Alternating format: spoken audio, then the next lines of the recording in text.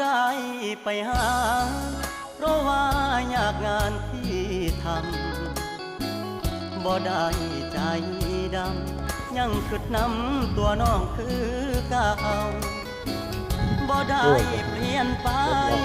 หัวใจอ้ายยังห่วงเจ้า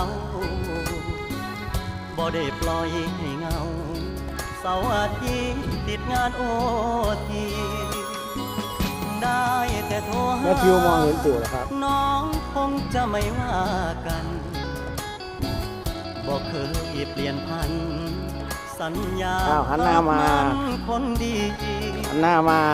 บ่ได้กักมีกิ๊กบ่ได้เลีกสัญญาที่มีย้อนงานยุ่งอีลีคนดีอย่าเครียดอายเด้อขอหาสุมือเจ้ามาคือน้อยใจเฮ็ดหยังหยุดงานวันวาน